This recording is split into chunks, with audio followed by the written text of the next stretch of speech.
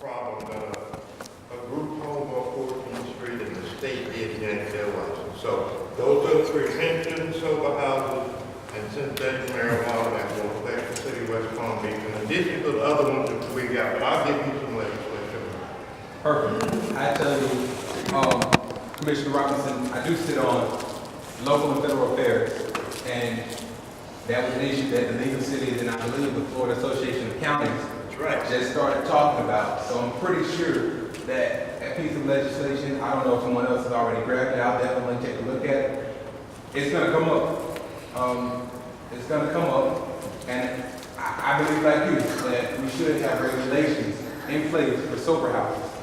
We're not saying that people can't get treatment, but what we're saying is that if somebody's, well, I believe if somebody's saying they're moving into a sober house to receive treatment, that's what should be being offered.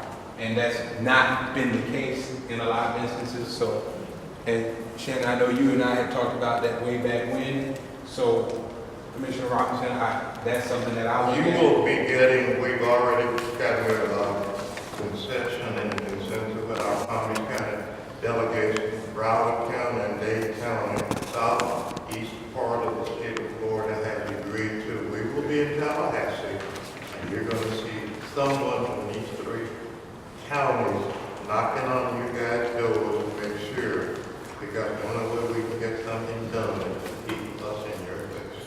Okay, I agree. Perfect. Any other questions? Next. Mr. Material. Congratulations, Representative Powell. I'm so glad that your focus is and your importance is on gun control. You had mentioned that the NRA's power, and I just read a recent study that said that of all the people they tried to get elected and tried to defeat in this last election cycle, they were only effective with 0.83% of all the money they spent to get people either defeated or elected. So their power is dwindling, and we need not to fear how much power they have, but to put more focus on the power that we have as people.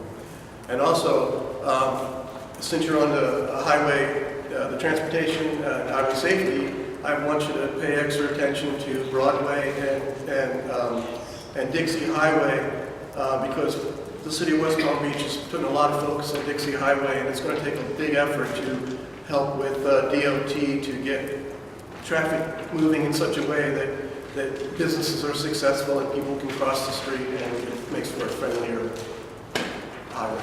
Thank you, Phil. What I can tell you is today I met with Matthew Bogdanoff and Jim Wolf, who is with the Department of Transportation. And we talked about a lot of issues, and I opened up, we're going to have a great relationship. We talked about some of the things that are going on in Riviera Beach as well.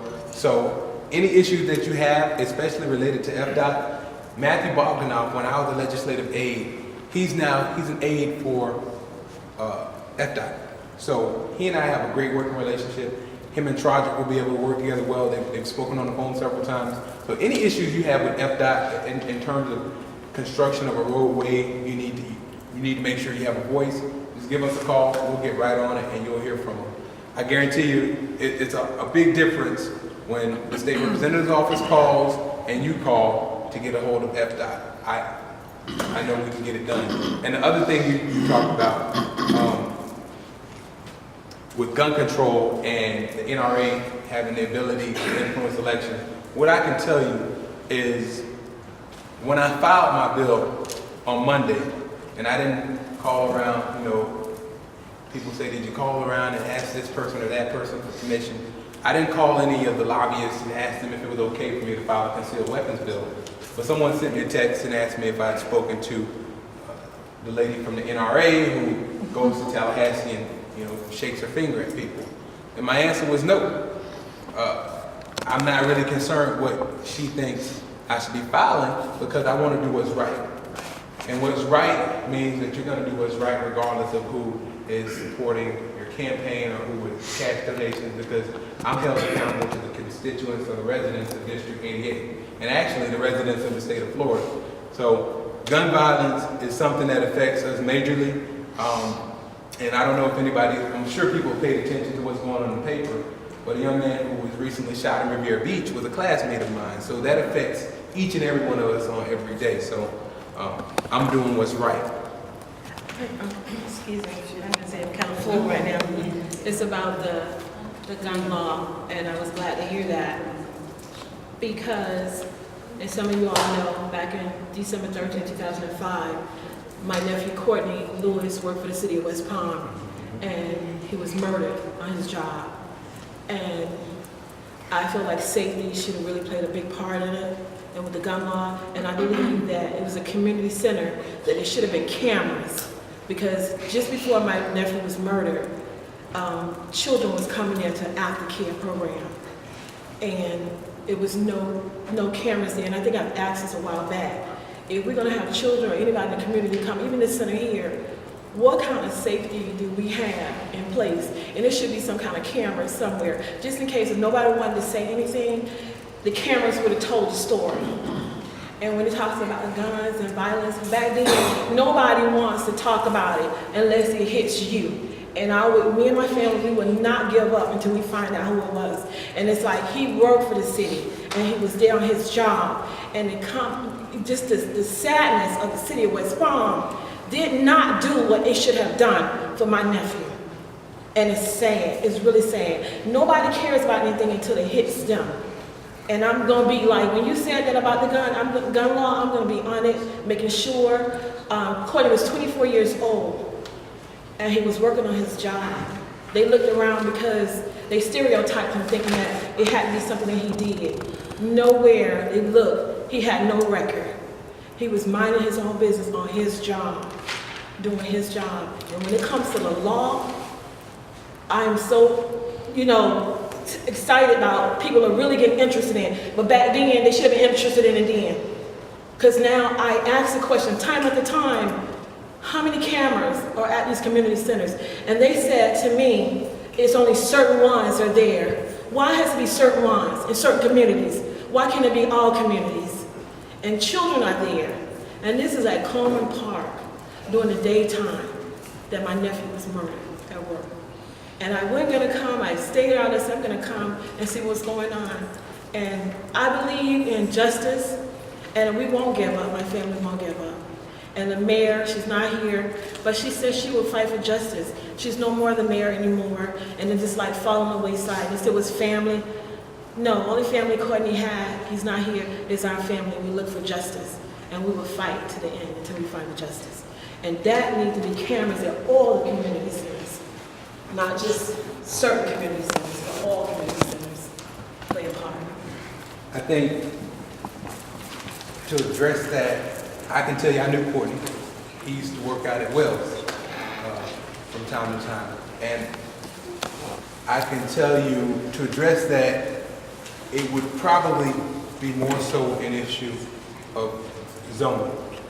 And how we, at the state level, we don't really do zoning as much anymore since the rewrite of the growth management bill. But it would have to be something that you put into the comprehensive plan or into the land use plan to make sure anytime somebody builds a park, any place where there's a large grouping of children or people, period, a public place, that there's cameras or a security system. I don't know if it's something that can be put into legislation, but I can look into it for you and have somebody call you. Some of the people that are in positions at the cities need to really look at that for the employee safety and also the community safety as well. Thank you. Mr. Powell, may I speak something? Yes, sir. Absolutely. You hit a good Waiting to hand it off. That part of the cold case we got down. When that took place in Coleman Park that afternoon, there was a camera in there. We can't tell y'all, we'll tell you where the camera is there, but we learned something. The camera itself had been manipulated with because someone told some of the bad guys where they were. And we had to go in and change it. Right now, not only because of what happened there, it's a cold case. There are cameras, there are more cameras in Coleman Park. Can't tell you where they are, but it is now situated. The other thing we got to do in Coleman Park is to light that park. And that's a little thing that we're working on right now. But the one you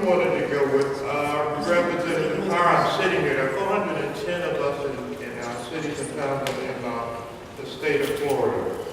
We, the city of West Palm Beach and all of the other 410 cities were threatened with a lawsuit by cash cow runner over in St. Pete. Because we did have an ordinance on the book that you could not carry a weapon into this facility, no school, and no other. However, the legislature said that it can be done. If you can get that passed, I'll guarantee you that we will reenact that ordinance in the city of West Palm Beach. And I'm saying that because I've been a weapons carrier since 1961. And I do follow the law. I do not carry my weapon where in situations like this. But until the state legislature, I'm going to hope like the Dickens, maybe you can talk to some of the guys up there. This is critical. We will reenact it if the state will give us the opportunity to do so in the city. Because I don't want to sit up on that DS not knowing who in the world may be out in that audience. And if they don't like what we say, and my colleagues and the others, we can pay the price. So hey, that would be another one out, I think, for sure that we talk about it in our city. It's a cold case over there, and that was one of the cases, young lady, that I asked our incoming chief about and asked him if he would go back. Because again, Coleman Park is my heart, passion, love for the past 51 years. So I feel like you do. So we got to do something, but if you can get it going. Because it hurts me to see that now you got everyone going out, and the sad thing about, let's let everyone, don't pick certain ones you want and stuff like that. We need the safety. And the city, and it's probably not the forum, but the city needs to step up and do. I mean, no one went door to door like some of the things are happening now door to door. And I think it would have, like, something would have happened. I feel fortunate to say we can be part of the deal on my dear sir, feel exactly like you do. There's some things that got to change.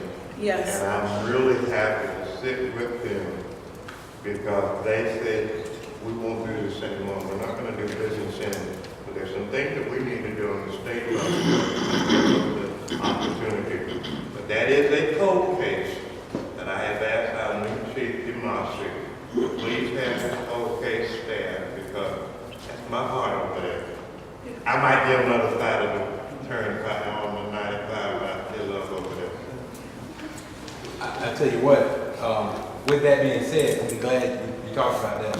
Because with that concealed weapons, it's actually a bill that we filed last year. When I was working for a former representative, we filed the same bill. But last year, it didn't really get any traction or it didn't make any noise. But now that certain things have happened, it's in the forefront. And I tell you, my staff will tell you, the newspapers have been calling, everybody's interested in any gun legislation. And I feel like this, it's not a catch-all. The bill is not going to catch everything or stop everything.